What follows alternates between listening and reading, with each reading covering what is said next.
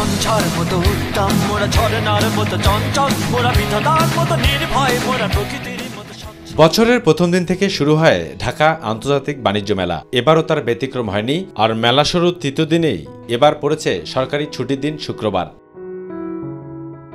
রপ্তানি উন্নয়ন ব্যুরো ও বাণিজ্য মন্ত্রণালয়ের যৌথ উদ্যোগে এবারের বাণিজ্য মেলায় গণ অভ্যুত্থানের শহীদদের স্মরণে ও ৩৬ জুলাই নামে রাখা হয়েছে আলাদা দুটি কর্নার, যা অতীতের চেয়ে ভিন্ন মাত্রায় ফুটে তুলেছে এবারের মেলাকে। আর এমন আয়োজনের অনুপ্রেরণা যোগাচ্ছে তরুণদের এগিয়ে আসা আমি প্রত্যাশা করছি। আর আমরা চাই যাতে আমরা বাংলাদেশকে ভালোভাবে বিশ্বের কাছে রিপ্রেজেন্ট করতে পারি। স্টলগুলো এখনো চালু হয় নাই, আমরা ঘোরাফেরা করতেছি, দেখতেছি।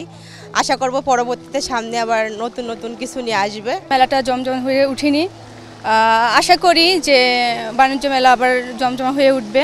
নতুন বছরের উপলক্ষে যাতে আরও ভালো কিছু থাকে, ভালো কিছু আমরা দেখতে পাই, বাংলাদেশ যাতে নতুন রূপে আমরা দেখতে পাই, এটাই আমাদের প্রত্যাশা। আমরা চাই যে আমাদের দেশে এখানে আরও বিভিন্ন জায়গা থেকে প্রোডাক্ট করুক, স্টল দেখ, তাহলে আমাদের জন্য অনেক ভালো হবে। ইনশাল্লাহ আমাদের তরুণ প্রজন্ম যেটা করে গেছে, আমরা সেই উদ্যোগটা নিয়ে এতটুকু আসতে পেরেছি। শুক্রবার আজকে ক্রেতা সমাগম যা আছে আলহামদুলিল্লাহ ভালো আছে, ভবিষ্যতে আরো ভালো হবে। গণ অভ্যুত্থানের চিত্র ঠাঁই পেয়েছে বাণিজ্য মেলার মূল ফটকেও। ঢাকার উপকণ্ঠে পূর্বাঞ্চলে চায়না ফ্রেন্ডশিপ এক্সিবিশন আয়োজিত মেলায় রয়েছে ৩৬১টি স্টল ও প্যাভিলিয়ন। আর এসব পশ্চাতে ভিড় থাকলেও এখনো পুরোদমে গোছানো হয়নি অনেক কিছুই। পাশাপাশি কনকনে শীত ঘটিয়েছে কিছুটা ছন্দপতন। এটা হচ্ছে আমাদের জুলাই যে মান্থটা ছিল আমাদের জন্য, সেই ফুল মান্থটাকে রিফ্লেক্ট করছে।